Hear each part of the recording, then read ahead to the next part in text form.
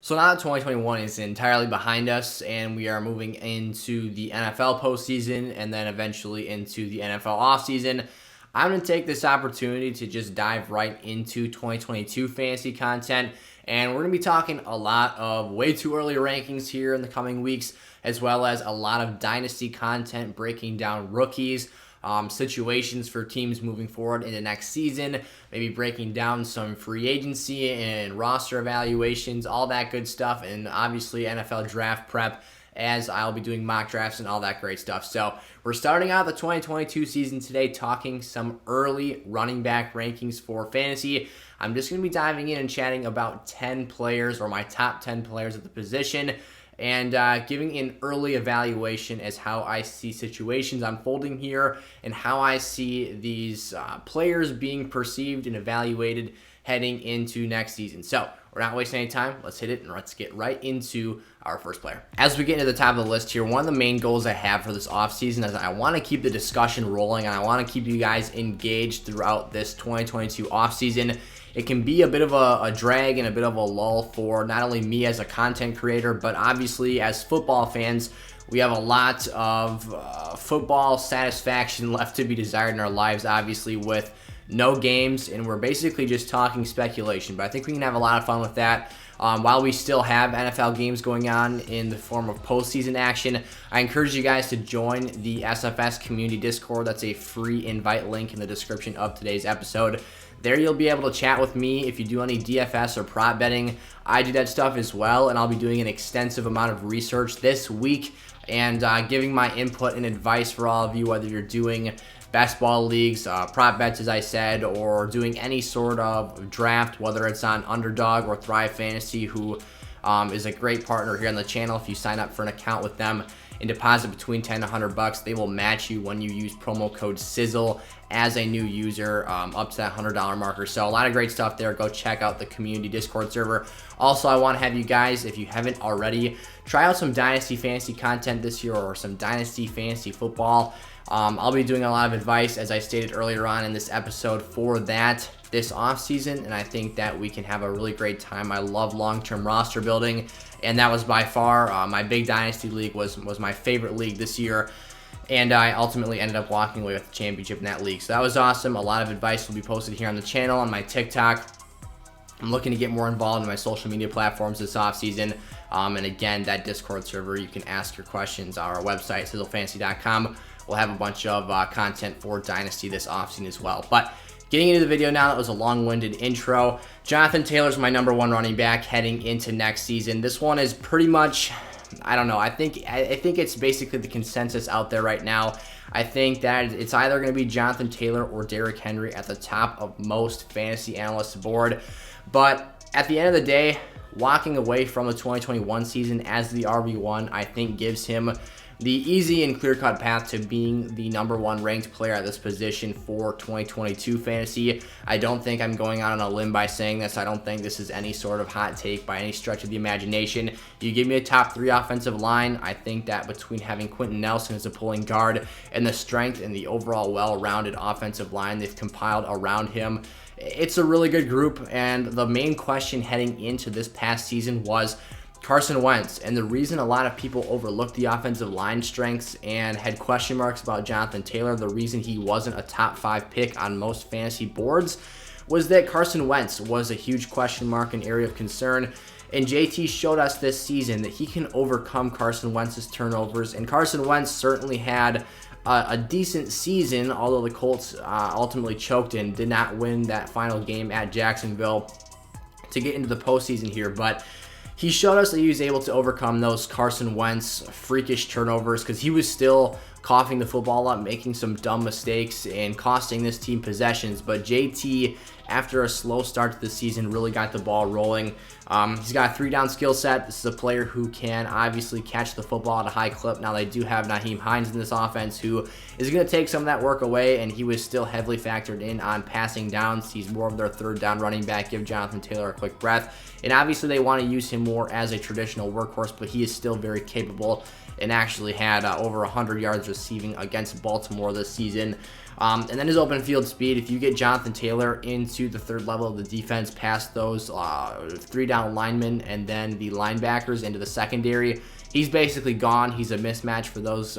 He's out of there. I mean, he's got the speed, he's got the physicality. He is an entire mismatch for any one of those defenders on the back end there. He had 100+ yards from scrimmage in 13 of 17 games here in 2021, so another really impressive metric there. And led the NFL in rushing yards. So you've got basically everything you want. Clearly, this is the culmination of what was our fantasy running back 1 this season, and I think going forward into next year, heading into year 3, he's still a very, very young player. He stayed clean from the injury bug throughout this point in his career, and if that continues going forward, again, we saw it 1 year here. Carson Wentz is not... His mistakes are not enough to hold Jonathan Taylor back from being an elite level fantasy producer. He wasn't a perfect 17 out of 17 in terms of having boom games, but that's something you can't really ask of any player. He, at bare minimum, I'd say he has a top 3 running back fantasy floor next year if he's able to play the requisite amount of games and stay healthy throughout the season. At number 2 here, I've got Derrick Henry of the Tennessee Titans. This is one where, obviously, I would say from number 1 on, the rest of the list is highly up to interpretation, and I think that my list will differ and have a large amount of variance from a lot of other fantasy analysts out there. But Derrick Henry's my number 2 back. I'm going to overlook the missed games this season. Now, we will talk about that a little bit here, but I do think Derrick Henry is someone who we can have a high level of confidence in. And at the end of the day, the foot injury was something that was kind of a worst-case scenario for a running back who needs explosiveness and stability and strong footing. Having a partially broken foot is going to hold you out of games and largely impact your effectiveness and ability to play football games. It was incredibly impressive that Derrick Henry was able to play an entire contest while he had sustained this injury. But obviously after the fact, he had surgery and was not seen again in the fantasy regular season. So for our leagues that are now over with, you were not able to get any utility post that injury from Derrick Henry. However, there is the expectation that he's going to be able to suit up for the number 1 seeded Tennessee Titans here in the postseason and contribute to their run at a Super Bowl. So great news for Tennessee, great news for Derrick Henry. Only played in 8 games this season, as I touched on. However, what's insane to me is that despite missing that 9-game stretch, Derrick Henry still finished as the RB16. That just goes to show the level of dominance, the level of extreme upside that he brought to the table in those first 8 games that he was able to play for this team. And at the end of the day, those numbers are just astronomical. They're ridiculous. He had 937 yards rushing alone, forget receiving, in that first 8-game stretch. Now with the 17-game schedule, that's not even one half of the season. He had 10 rushing touchdowns, which again is an incredible marker. It's over a touchdown per game in that span of time. And you're getting a running back who would possibly be a back-to-back 2,000-yard rusher at the time of his injury. We're talking about this historic season, the potential MVP case for Derrick Henry, and we see Jonathan Taylor is definitely not going to walk away with that award, but even a player who was on a lesser trajectory at that point in time was still considered as an MVP candidate for part of the season. So Derrick Henry definitely would have had a strong case, especially with the quarterback situation not being a complete blowout between, an Aaron Rodgers and a Tom Brady. Aaron Rodgers is the current favorite for the MVP award, but it's not like we have one runaway player who is a complete lock to get that. So Derrick Henry was definitely on pace to do things we haven't seen out of the running back position for quite some time. Jonathan Taylor obviously had a really, really strong middle 2/3 chunk of the season and clearly caught up to Derrick Henry in a lot of the markers. However, if Derrick was able to play the full 17 games, I don't think Jonathan Taylor would have caught up with him. I think that the pace that Derrick Henry was on, and obviously the sustained success they had without him, D'Onta Foreman actually did quite a solid job of filling in and being another bruising power runner for Mike Vrabel's football team. I think this will translate really well into 2022. The one concern, Derrick Henry's shelf life is starting to, and I wouldn't necessarily chalk the foot injury up to wear and tear. I think it was just kind of a freak accident, a one-time thing. I'm not ready to slap the injury-prone tag on Derrick Henry and be too worried about him or too cautious going forward, but that is something to keep an eye on. He is turning 29 this late winter or whatever you want to call it here. He'll be 29 heading into next season. When he hits the football field or hits training camp, he will be 29 years of age, so closing in on that 30-year-old marker, and obviously someone who has been around in the league for an extended period of time. So his dynasty value is definitely on the decline, but I think in the vacuum of a 1-year span from the 2022 fall to the 2023 spring when we finish up, or not spring necessarily, but the new year in 2023 when we wrap up the next season of fantasy football, I think Derrick Henry is still a great option to have, and someone who is the entire identity and foundation of Tennessee's offense. That is something that's huge, is that they are a power run football team, and that is exactly what Derrick Henry embodies as a football player. Austin Ekeler is my number 3 fantasy back heading into next season. I'm a bit higher on him, I would say, than the consensus or the curve right now, I would say, for just the climate of the room that I've assessed so far. I think I'm just a tick higher on him than other outlets out there. But the reasoning for that is that I believe in this offense. And at the end of the day, one of the lessons I learned and one of my main takeaways from 2022 fantasy, and it's actually something, from 2021 fantasy, it's something I touched on in a SFS Gold video in 2020, and it's something that I wish I would have stuck to my own advice a little bit more in some of my drafts this year, is that situation is so important. And the video I made was actually titled "Situation is more important than talent," or "Situation is greater than talent." And that's not necessarily true in all cases, but I find that more often than not, a player in a situation where they have a strong environment around them and when they have the surrounding pieces in position to set them up for success, at least in the statistical department, that is going to give them the opportunity to produce more. And my example in the 2020 season was Jamison Crowder versus Odell Beckham Jr. And the situation of the Cleveland Browns that was hampering and putting OBJ's production under duress versus Jamison Crowder being the number 1 option in a Jets offense at the time that was producing really strong weekly lineup-worthy numbers because he was just getting more volume and because he was getting more opportunities head his direction. And in this instance, it is the Chargers offense being able to sustain drives, having a really above average quarterback, or overly competent. It's not like we're talking about Kirk Cousins here. We're talking about a franchise changing quarterback for the next 10 to 15 years for the Chargers. It's going to be able to keep the football moving downfield, keeping those sticks moving, and giving this offense and the players in it more opportunities to succeed. Mike Williams is a player too who benefited from the progression of Justin Herbert's game and ultimately had some really monster performances this year because he had a quarterback who could feed him the ball deep downfield. That was something that wasn't necessarily in the cards for Phillip Rivers when he was winding down his career, when Mike Williams was at an earlier stage in his. And this is getting, a long way to explain a simple thing here, but the situation of the Chargers offense is incredibly advantageous to a player like an Austin Ekeler. He barely surpassed 17 touches per game, 17.25 touches. He missed 1 contest this year. And again, that offensive firepower with Herbert, with Keenan Allen, with Mike Williams, Jared Cook, we'll see if he comes back next year. You're just getting a super dynamic player. He had 1,500 yards from scrimmage. The one thing I would expect him to potentially pull back on in 2022 will be the touchdown category. He had 20 total TDs this year, 12 rushing, 8 receiving.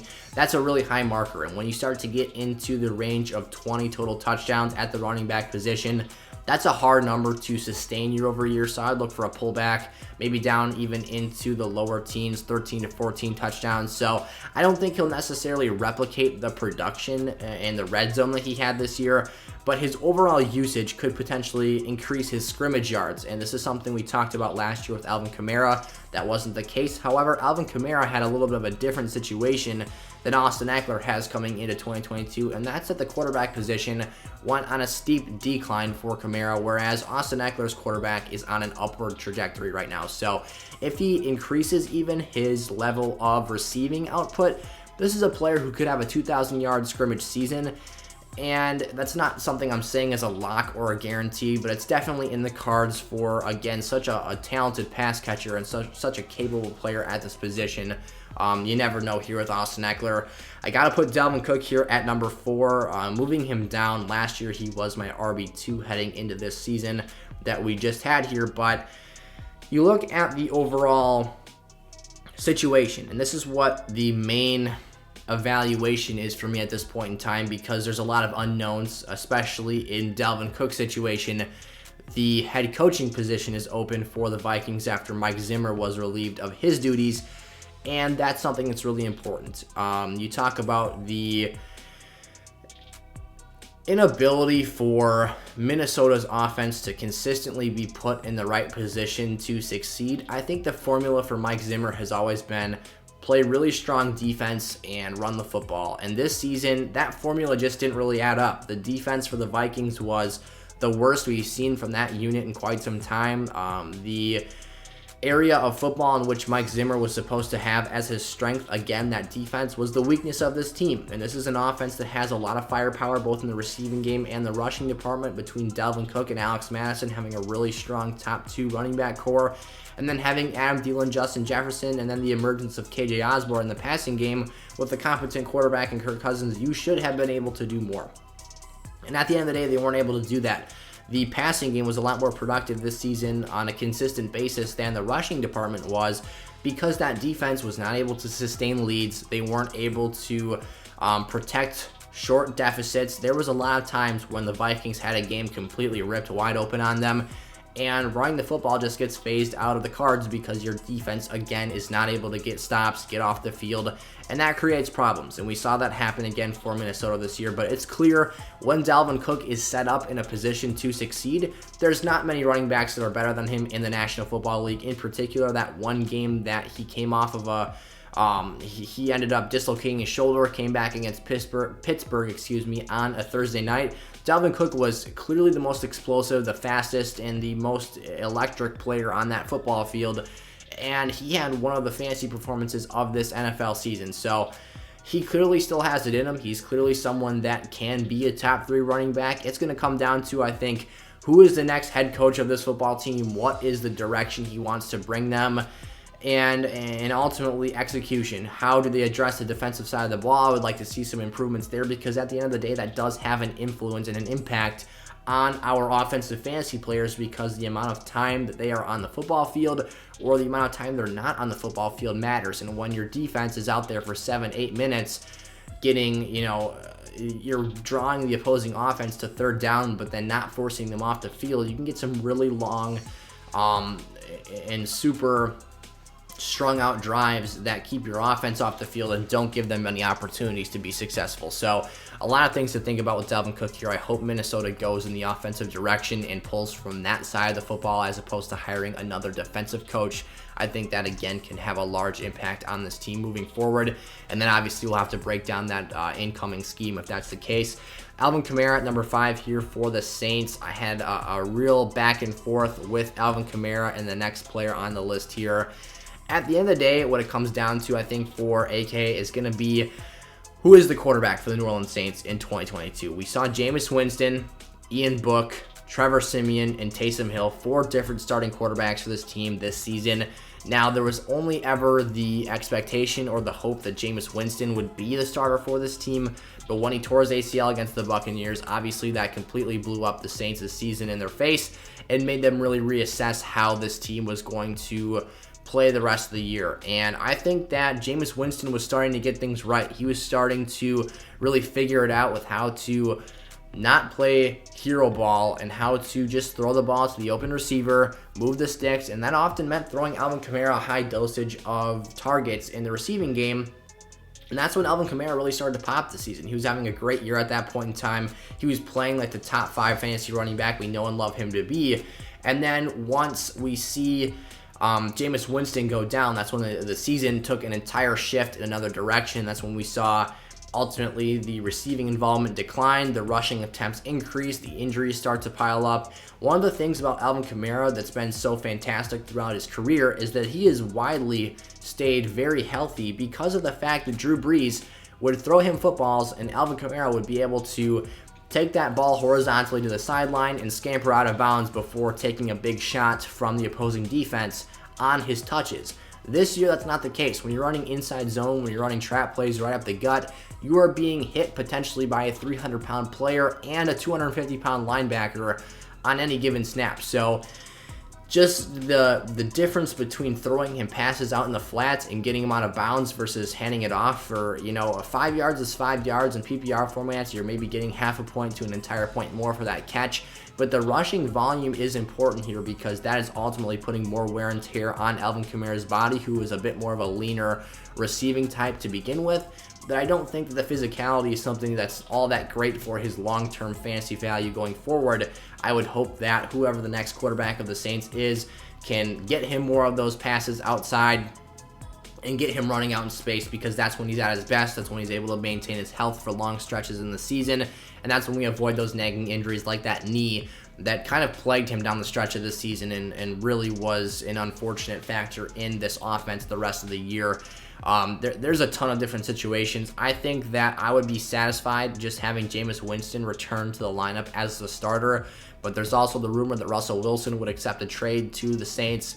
Deshaun Watson is still in play, although I don't think that's the most likely scenario. We'll have to feel this one out, because at the end of the day, who knows? It could be Taysom Hill. You really don't know at this point in time. We didn't really know until last minute this offseason who was going to be the official starting quarterback for the Saints in 2021, so I expect that 2022 will be the same, especially with a weaker quarterback class coming in the season. So Kamara's my number 5. Back into number 6 here, Christian McCaffrey, and I'll preface this by saying number 6 is an incredibly low position to have such an incredibly dynamic, skilled, and talented player. This will easily be the biggest value draft steal of the 2022 fantasy season. However, I will caution players out there who are expecting to draft him in the top 3 as we have the previous 2 seasons because of the Saquon Barkley effect. And what I mean by that is that Saquon Barkley is a player who we all regard as this elite level talent, this explosive back, and I was victim of being bait to Saquon Barkley in one league this season where I ended up drafting him, and I was loving his late first round ADP, and it just didn't pan out. Going back to situation, the Giants situation was such a dumpster fire, it was such a mess that it suppressed Saquon's ability to be successful.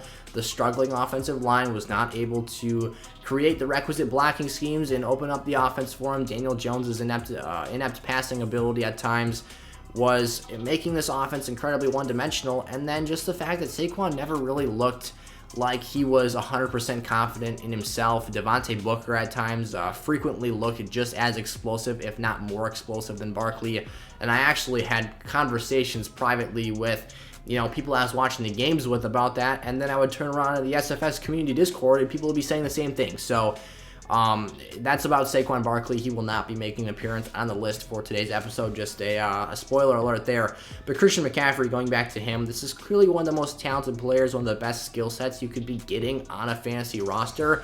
However, the reason that he slips to number 6 here is because of availability and the risk of injury, which is something that's huge. It's a major factor that we have to consider here since the 2020 season. So this is the last 2 years. Christian McCaffrey has played a grand total of 10 games, which is just over half of an actual NFL season, and he has missed 20 games. So he's missed twice as many games as he's played in the previous 2 seasons. I will say, however, when he's on the field, he is dynamite. He is fantastic. He is a top 3 weekly fantasy running back because of how dang good he is. In half PPR scoring this year, he had 3 separate performances where he scored 20 or more points without scoring a touchdown. So that means his receiving involvement, his scrimmage yardage was so great that he was able to exceed that 20-point increment by just producing and not even finding the end zone. So there is a large amount of upside here. There is an excellent usage case for Christian McCaffrey when he's healthy and in the offense. It's just a matter of being available, being on the field. The quarterback situation is obviously something that is a major question mark for the Panthers heading into the season as well. Matt Rule looks like he's going to be retained by the team, but you've still got a mess. I mean, Cam Newton was a disaster.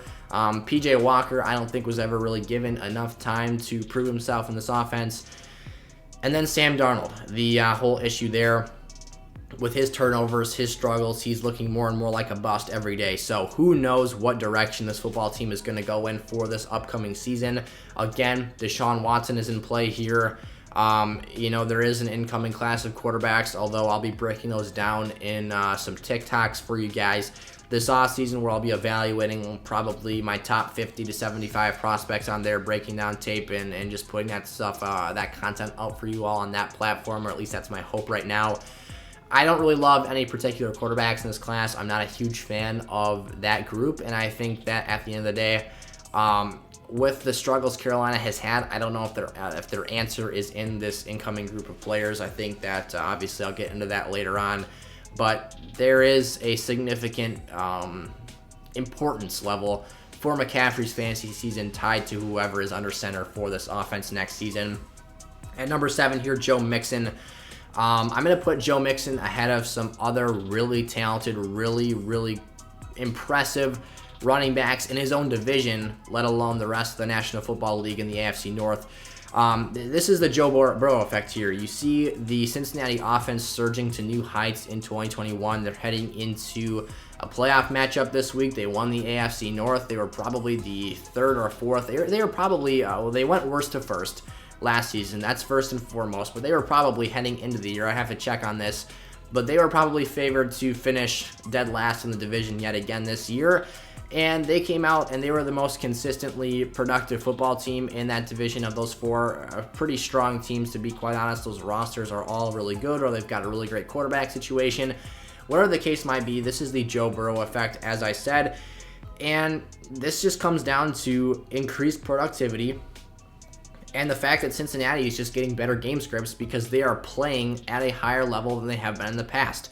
Joe Mixon did have a high touchdown count. That's something that we talked about with Austin Ekeler a little bit ago. He had 20 TDs. Joe Mixon had 16, so that's something that you could theoretically factor in for a pullback next season. Joe Mixon did finish as the RB3 this year, so pulling back to 7 would be a respectable and a moderate level of regression based off of just, simple early evaluation here. But at the end of the day, when you have T. Higgins, when you have Tyler Boyd, when you have Jamar Chase, all these players that can vertically stretch the opposing defense downfield, and then you have a really true, pure workhorse running back in Joe Mixon to pull up the back end of that offense, you have a great system going here. Joe Burrow is one of the best deep ball passing quarterbacks in the league, and you get those other weapons out there in space. Joe Mixon can catch some screen passes here and there.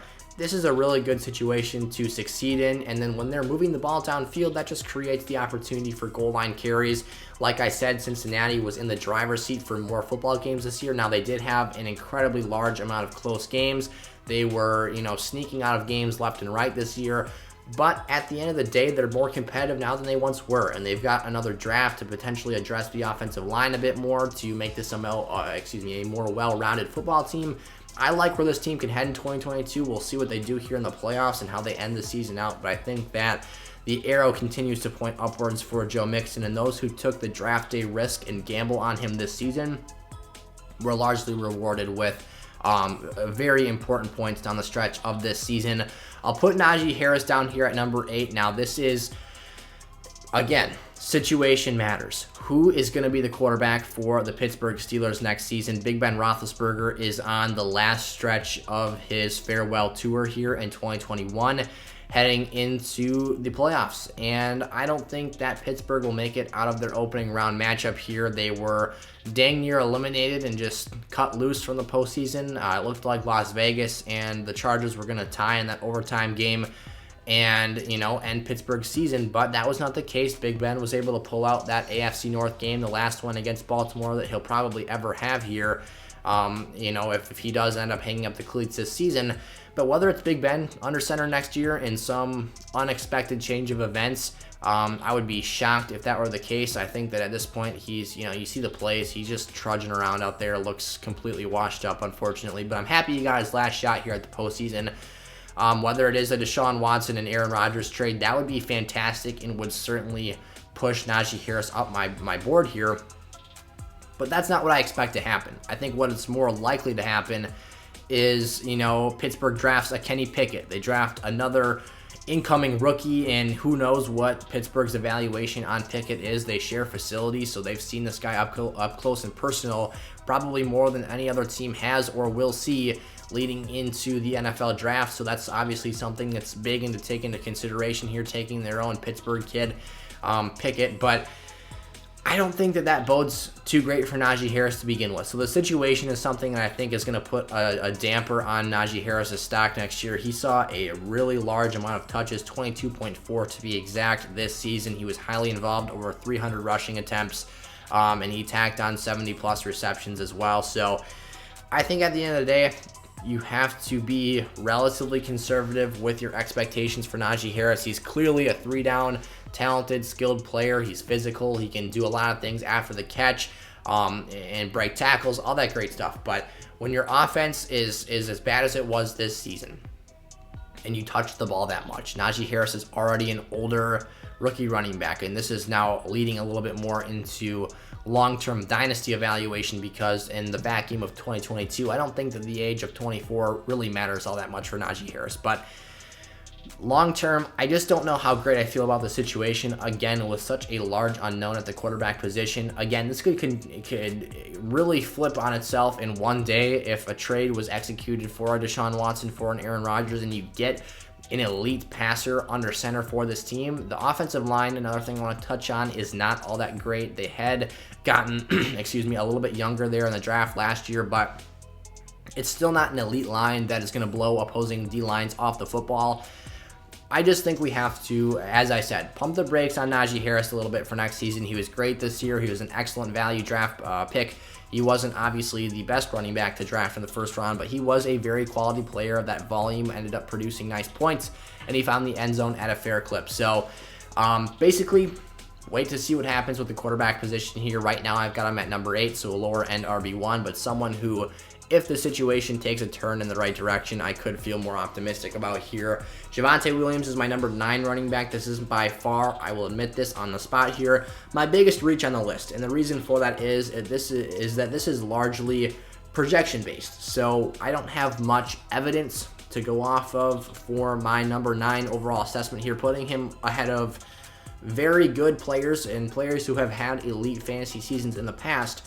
But the main thing that this boils down to is the anticipation of Melvin Gordon being able to walk in free agency and not returning to this football team, using their second-round pick, Javonte Williams, as the true 3-down workhorse running back for this team in 2022. And that is by far nothing that's a guarantee. That is not a given here for this team. A lot of us, including myself, expected earlier on in this season that Javonte Williams would be given the keys to the city and take over this offense down the stretch and be let free to run wild there in Denver at Mile High Stadium.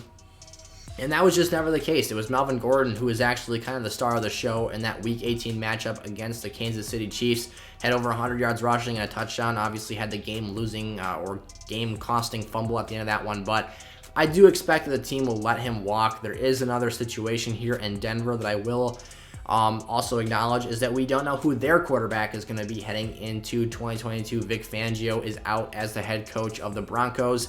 So maybe they go in the offensive direction and address that side of the football. That seems to be the popular trend for head coaching hires here. This is a really good roster. They have a solid offensive line. They have really nice pass catchers. The one issue is the quarterback position, like it is for a lot of teams here. And again, there's been ties between Aaron Rodgers and Denver. I don't think those rumors will formulate, but you never know. That would be a huge bonus and boost to Javonte Williams' stock, as they would be extending very long drives and obviously handing off the football a large sum of times to him. He is the NFL tackles broken leader this year with 31 broken tackles on the season. That's a very impressive metric as well. And he's a really smooth catcher of the football. So the skill set you're getting here is fantastic. The situation, I would say, only has up to go from here, because we saw both Javonte and Melvin Gordon show us this year in a vacuum that whether it was Drew Lock or Teddy Bridgewater, they could both be successful rushing threats in this offense and be viable fantasy backs while having a 50-50 1-2 punch split. So a lot of encouragement here from this Denver offense, in particular the run game this season. I'm really interested to see where Javonte Williams can go here in 2022.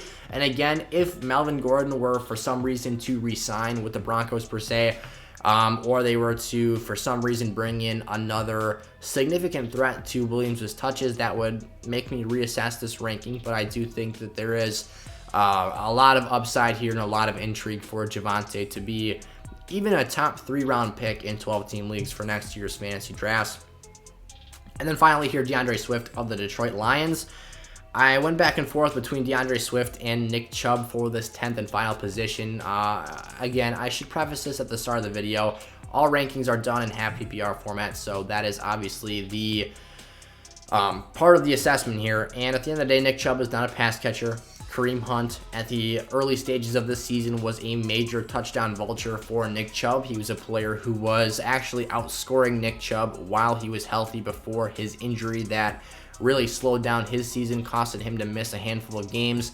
And then again, Nick Chubb was able to get a little bit more of that receiving involvement and be used a little bit more down the stretch. But that's not something I expect for him long term. And I think that when you talk about the quarterback room, Baker Mayfield to Jared Goff, to me is honestly a wash. I am not a Baker Mayfield guy. I don't think he does anything really all that spectacularly well. And neither does Jared Goff, and I'm here to say that right now. But what DeAndre Swift does that Nick Chubb does not is that he catches the football. And there is a similar argument to be made. Well, Gavin, Nick Chubb, yes, Kareem Hunt's a factor there. What about Jamal Williams in Detroit? I'll give that one to you as well. And I actually had DeAndre Swift ranked slightly higher in this while I was prepping this video, and then I kind of went through that situation in my head and moved him down accordingly. And I do think that Jamal Williams is a factor in this offense. And another thing that is a factor for DeAndre Swift for me is the missed games. He does have 7 of them in his young NFL career. But when he's available, again, this is the big emphasis for a lot of these players, is when they're available, they're fantastic. They're incredibly talented. He's super dynamic. He can catch the football at a high clip. He's incredibly elusive in the open field. And he can put his shoulder down and do a decent amount on the goal line as well. We saw him be a factor earlier on in the season in particular. And while DeAndre Swift is not a workhorse running back per se, he does do a lot of his damage as a receiver and out in space. I think that the progression of Dan Campbell's culture and the system here in Detroit can set him up to have more success on the ground. However, I would love to see him continue to be involved as a pass-catching back, almost in an Alvin Kamara-like role, because of a player who's a bit smaller, who is prone to being nicked. He had a groin injury for long durations of this season, a hamstring injury dating back to his rookie year. If you can keep him out in space, fresh, not getting hit every snap, that's going to be a big deal for his long-term longevity, both in the lens of a single season and as a career-long trajectory, to keep him out there as a core and centerpiece of this franchise, which at the current point in time he is. I would love to see Detroit go out and add another weapon at the wide receiver position through the draft. They will have multiple picks in the first round this year. And I think that'll lighten things up and balance this offense out a bit more, help Jared Goff keep the football in the possession of the Detroit Lions for longer stretches of time. And again, that's something that'll have a large impact on the fantasy situation for these Lions running backs. But DeAndre Swift has all the makings of an RB1. He was that this season when he was available. Obviously missed some crucial games on the stretch of this year, and that's something we can't take with a grain of salt or overlook, but it is something that does matter for us here this season. So DeAndre Swift, my number 10 running back, the final of the list here today. Let me know your thoughts down in the comment section below. As always, go check out that SFS community Discord server. Start the conversation with us in there. Chat anything, Dynasty, offseason, NFL prop bets for the playoffs, whatever it might be. We're happy to have you guys around here for the stretch of this offseason, making it a little bit more enjoyable, a little bit more easy to get through here, because again, it is a long stretch of months here that we have to get by without actually having any meaningful fantasy games once this postseason wraps up. But we're here for you guys. We're going to make this thing work this season, and we're going to post a lot more content than we did in the 2021 offseason. So thank you guys for sticking with us throughout the 2021 season, and we'll head strong into 2022, and we'll see you guys in the next episode. Peace out.